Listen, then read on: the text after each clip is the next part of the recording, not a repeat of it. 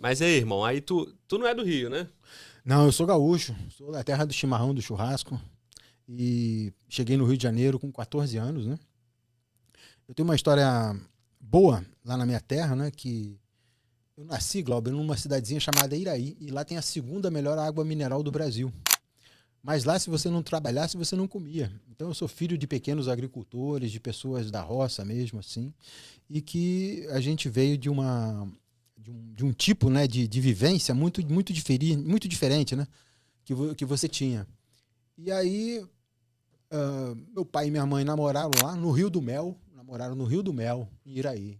Iraí é uma palavra indígena que significa Rio do Mel. Então, meu pai e minha mãe namoraram lá em novembro, eu nasci em agosto, entendeu? Namoraram no verão, eu nasci no inverno. Lá é muito diferente, porque lá as estações são muito separadas, né? Aproveitar a água boa, É, né? água boa, final de ano e tal, aguinha quente. Bom E demais. lá vim eu, né? E aí eu nasci em 1970, né? Mas eu só fui registrado em 74. Por quê? Porque a mulher naquela época, na década de 70 ainda, né? A mulher não podia registrar o filho, não, se fosse solteira. E aí a lei só mudou em 74. Então eu só fui registrado em 74 como João Jacques Soares. Nem o nome do pai tu podia ter. E aí a mulher podia fazer o registro com a testemunha de 2 masculinos, de 2 homens. Então tu imagina o meu avô, numa sociedade preconceituosa e altamente machista e católica, né? Ter que convidar o vizinho de baixo e o vizinho de cima para ser testemunha do neto dele. Do nascimento do neto, né? Que desonra que era, né? Então eu tive esses conflitos familiares assim muito profundos dentro da família. E, em suma, pequenos agricultores, sofredores e como todas as populações que trabalham no campo sofrem muito. E aí eu vim para cá, em 84, meu pai me assumiu, né? Me deu um nome, né? João Jacques Soares Busnello, aí eu passei a ser o nome completo, né? Com 14 anos o meu pai me assumiu. E aí eu vim morar com ele no Rio de Janeiro. Meu pai era porteiro aqui no Rio de Janeiro, era porteiro no Parque Guilherme, lá Laranjeiras. Sim.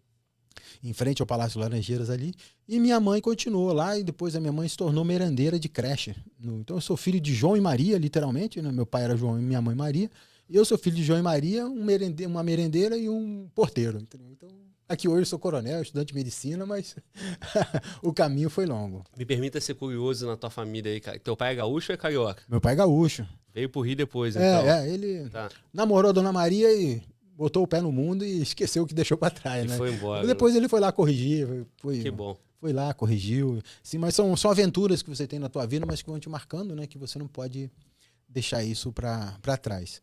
Eu cheguei no Rio de Janeiro em 84, fui trabalhar com meu pai no Parque Guilherme. A gente entregava pão, leite e jornal. Não sei se você pegou já, mas antigamente, aí para a garotada que não conhece, o pão, leite e jornal, você tinha que ir na padaria, embrulhar e entregar na porta do cara. Ou então o leite A, B e C, que era em saquinho, não era que nem na caixinha, tu não pegou nada. Você não pegou. Você não pegou isso. Não pegou esse eu só não vou ficar falando essa parada de que eu peguei a época do leite saquinho, porque vão me zoar na internet. A gente tá numa geração. Lá ele, meu irmão, lá ele. Nada de leite saquinho, não, entendeu? Mas eu realmente. Então aí você tinha que trabalhar muito porque tinha uma renda, né? E você tinha que melhorar a renda da família e tal. E aí você ajudava naquilo ali. Então, com 14 anos, a gente já trabalhava, assim como na agricultura você começa tão cedo. Só uma coisa importante. As pessoas acham, né, que a tua intelectualidade, o teu conhecimento é uma coisa que tem. A minha alfabetização foi em escola agrícola. A escola agrícola era uma casinha com 4 paredes e um professor no meio que atendia a 1ª série, 2ª série, 3ª série e 4ª série. Porque você sabendo ler o seu nome e escrever o seu nome, você era considerado alfabetizado. Sim. Entendeu? Hoje não. Hoje você tem que entender um texto, fazer uma conta, tem que ter um computador. Naquela época não, bastava você ler o seu nome e assinar o seu nome, você já era alfabetizado. Então eu fui alfabetizado entre safras. Entre uma safra de soja e a safra de feijão, você ia para a escola e aí você conseguia a sua escolaridade. Então o meu nível de escolaridade ele foi muito precário. Imagina você chegar no Rio de Janeiro com 14 anos, com essa formação agrícola, de alfabetização de agricultura, para você disputar uma vaga num concurso disputadíssimo para oficial da PM. Olha só a porradona que foi para você poder... Trabalhando, né? Não, e você não podia deixar de trabalhar. Você não tinha merenda melhor porque trabalhava. Amigo, a vaga é igual. Você vai disputar com o filho do coronel, do general, do promotor, do delegado, o garoto que foi criado por aquilo ali, você ia ter que disputar a mesma prova, cara. Então, foi uma transposição de barreiras muito, muito grandes que você teve que ter. E que fica para todo mundo aí que está assistindo que não é fácil você transpor barreiras. Né? Não é uma coisa fácil. Então eu cheguei aqui no Rio de Janeiro em 84, meu pai me recepcionou, eu fui morar no Parque Guile, filho de porteiro, morava no apartamento do porteiro, varri o chão lá do prédio e fomos trabalhar. E aí com 15 anos eu fui trabalhar no Banco Real como escriturário e fiquei lá até os 21 anos. Né? Banco bom esse. Banco Real, muito bom, Banco Real. E foi aonde eu ganhei uma grande estrutura, porque você passa a ter noção do que é uma administração, o que é o convívio com as pessoas, você passa a ter relação com as pessoas e você passa a ter responsabilidade, você lida com dinheiro, com valores, né? Com talões de cheque na época, que eram todos controlados, né? E aí você passa a ter uma responsabilidade. Imagina um garoto de 15, 16 anos lidando todo dia com Open Over Marketing. A aplicação principal era o Open Over, né? Você tinha que mandar por Telex para aquilo tudo. Então são coisas interessantes que agregaram tudo isso, você vai botando na tua vida e hoje você faz um somatório de conhecimento muito grande para poder levar a tua vida hoje, a vida que a gente leva. Né? Que você vai acumulando muito conhecimento, muita cultura, isso torna-se pesado. E se você viver do passado, você vai se arrastar e não consegue ver o futuro. Aí você consegue ver o futuro, você não consegue andar para frente, você fica parado no tempo ali, mergulhado na amargura, da tristeza, dos fracassos. Né? Então, você não pode ter isso. E aí, nessa época aí do banco, começou a nascer a ideia da polícia? Não, ainda não. A ideia do banco, na verdade, era para ajudar a família, né? E naquela época, não sei se você... eu sou mais velho aqui, né? Então, não tem como... Desculpa aqui. Você tinha o pré-vestibular, né? Você, não sei se você lembra. Hoje é Enem, né? Sim. Hoje é Enem, né? Mas, depois do leite saquinho, irmão. Depois do leite já me derrubou do leite saquinho. Qualquer coisa que tu falar aí, eu já lembro. Então, era o pré-vestibular. Então, você terminava o teu segundo grau, né? Eu sou técnico em processamento de dados do segundo grau. Colégio Amaro Cavalcante, no Lago do Machado. Ali próximo do Flamengo. E aí você tinha isso, mas você depois que terminava o segundo grau, você tinha que fazer o pré-vestibular. E aí, assim, foi pro pré-vestibular, e no pré-vestibular, você quando você é pobre, né, você quer arrumar um emprego, né, cara? Você quer arrumar uma condição de estabilidade, de viver. Então você não tem muito o que escolha, não, é o que vier, cara. Teve uma cena uma vez, cara, que eu fui fazer isenção de vestibular, isenção da taxa do vestibular da UF. Cada universidade tinha o seu, então tu tinha que pagar a taxa do vestibular. Aí eu fui para Niterói, no nosso grupo de amigos, fomos para Niterói. Aí a gente não tinha dinheiro para voltar no ônibus. Aí eu fui de ceguinho. Eu botei um óculos escuro, botei o Cláudio na minha frente, botei a mão no ombro dele e fomos de ceguinho. Ele veio de acompanhante do cego e eu vim de ceguinho para poder... A gente tinha que arrumar dinheiro para economizar para poder pagar a taxa do vestibular. Aí tinha o UF, o FRJ, o ERG, todas essas porra aí que tinha que fazer essas taxas aí. Hoje é uma coisa só, né? E aí fez isso para não pagar passagem. Para não pagar passagem, porque tudo era um custo para jovens.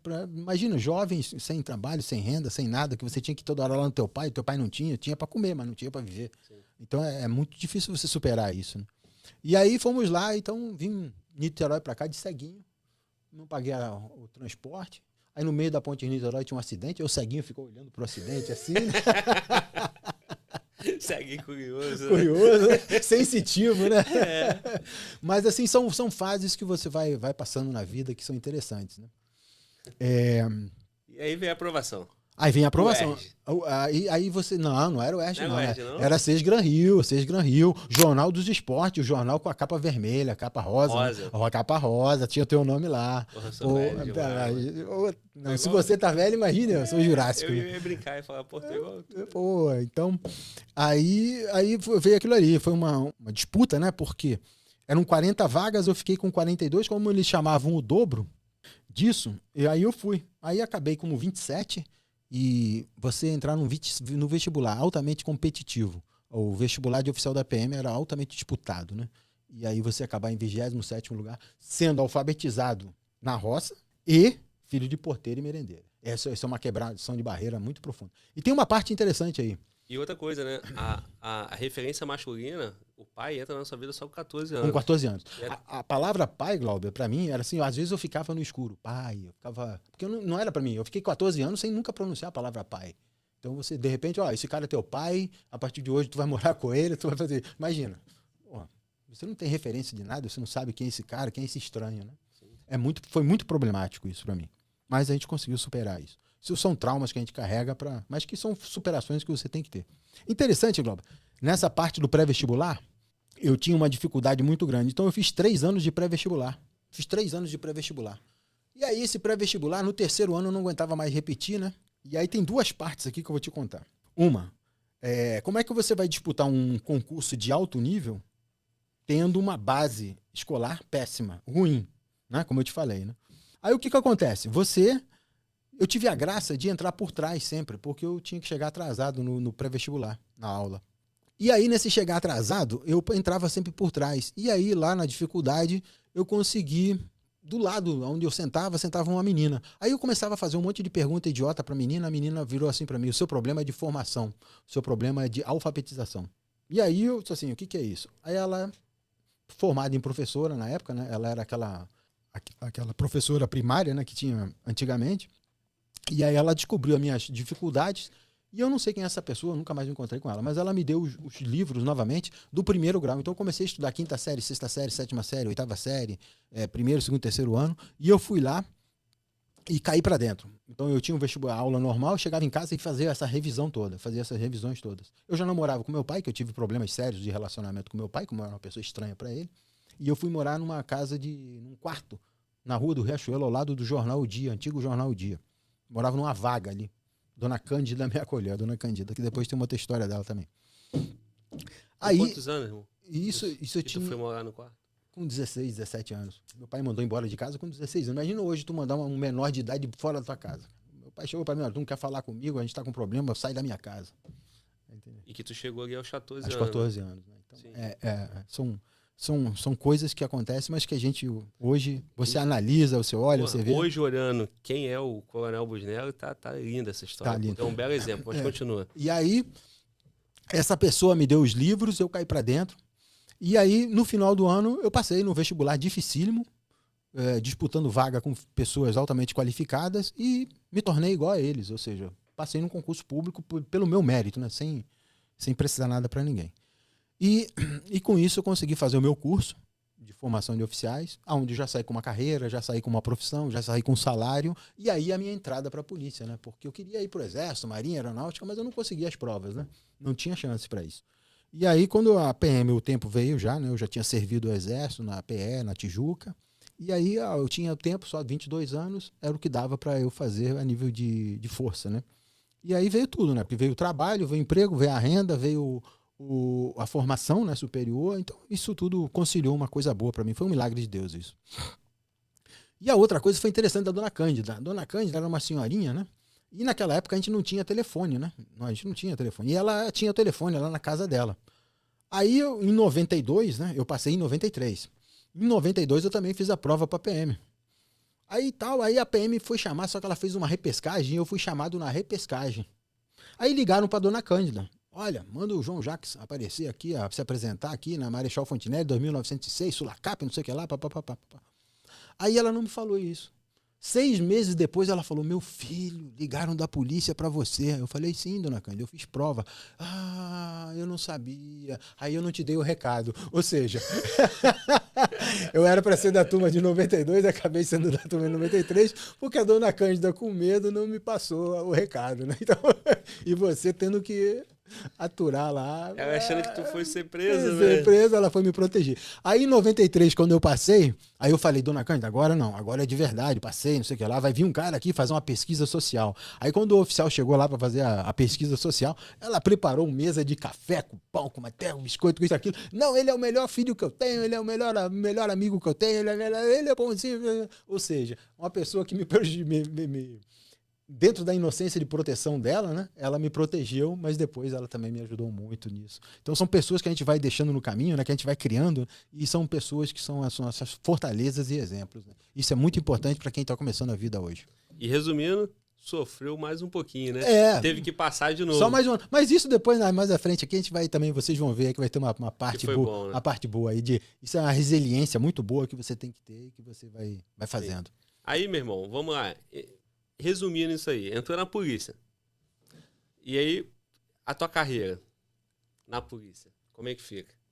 Então, nós vamos contar ela toda depois, mas para então, fechar essa história 3 anos de academia. E mostrar onde chegou esse cara, né? 3 anos de academia, né? um bicho totalmente estranho dentro da instituição, não sabia nem o que era polícia, né? Porque eu queria era ter um emprego, ter um trabalho, ter uma faculdade e tal. E aí fui desenvolver, cara. Uma coisa que eu tenho, assim, desde pequeno é o trabalho, cara. Só o trabalho, ele te leva a um outro patamar, né? E aí foi trabalho. Eu me formei, eu fui ser aspirante em Copacabana, isso em 96, 95, 96. E tive grande graça em Copacabana de chegar lá num ambiente ruim e bom, né? Ruim por quê? Porque foi uma guerra de facções que teve lá, logo em setembro de 96.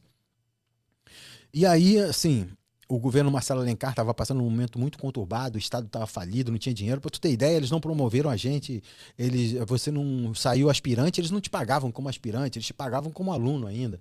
Então eles tiveram que dar promoções antes pra gente, mas não adiantava nada, o salário da PM estava totalmente defasado, totalmente ruim.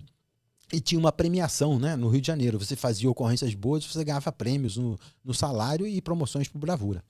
E em resumo, né, eu em 9 meses eu fui de aspirante a primeiro-tenente e dobrei o meu salário em 9 meses. Ou seja, se eu ganhava X, eu passei a ganhar 2X, entendeu? Quase mais que o coronel do batalhão. Então eram distorções que você tinha na época devido ao problema que o Estado estava financeiro e de administração do Estado, que veio 2 sequências de 2 governos brisolas muito ruins para o Estado e um Moreira Franco no meio também ali, né? Então teve todo o Rio de Janeiro sempre foi premiado com governadores meio esquisitos, assim dizendo. Não é à toa que é o que é, né? É o que é. Hoje que nós estamos escolhendo é uma análise profunda, se você fizer, do Estado do Rio de Janeiro. É uma colheita meio sádica que a gente faz do que a gente plantou em relação a isso. E aí foi isso. Você trabalhando, né? A minha promoção por bravura, por exemplo. Estava lá no quartel, morava no quartel, o colega da minha turma chegou assim, pô, você já mora aí no quartel? Você já fica aí no quartel mesmo? Tira meu serviço no final de semana.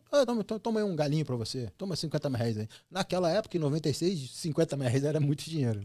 E tu morava no quartel, então? Morava no quartel, Morava no quartel. Na verdade, eu não morava no quartel, eu morava em Copacabana, né? Porque era diferente, né? Você morar em Copacabana e tal. E aí, morei em Copacabana, ali, aí o colega, final de semana aí tá fazendo nada, tem um compromisso de família e tal. Tudo bem, aí fui lá, fiz uma ocorrência, fui no Vivo Bravura, peguei 10, 15 fuzis lá, matamos 3, 4 e aí fizemos a ocorrência que nos deu uma promoção lá muito boa e nos deu uma experiência muito interessante, né? Foi uma guerra de facção muito violenta. E aí você vê a importância do que você é ser policial. Foi uma coisa tão louca, porque você misturou polícia civil, PM, todo mundo lá em cima do morro, tal. Aí foi um cata-cata de arma, era tanta arma que tinha. No final tu falava assim, eu só fiquei marcando assim, falei, entrega esse fuzil na delegacia, entrega esse fuzil na delegacia, entrega esse fuzil na delegacia. Porque era uma coisa tão espalhafatosa, de grande. E a PM, na época, não tinha fuzil. A gente não tinha fuzil. A gente andava com metralhadorazinha 9mm, com submetralhadora. A PM tinha 1 ou 2 fuzis só por batalhão, no máximo. Não é o que tem hoje.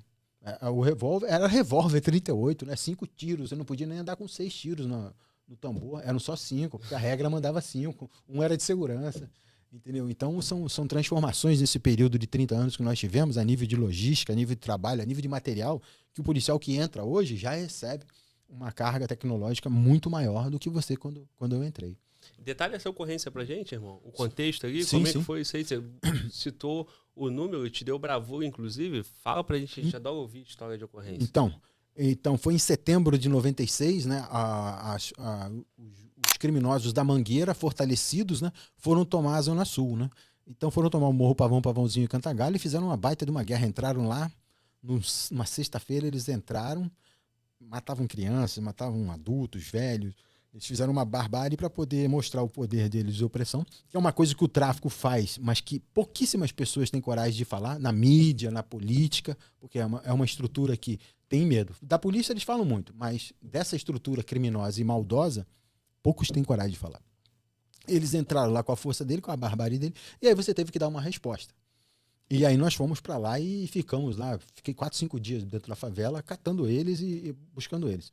E interessante também é a população, né?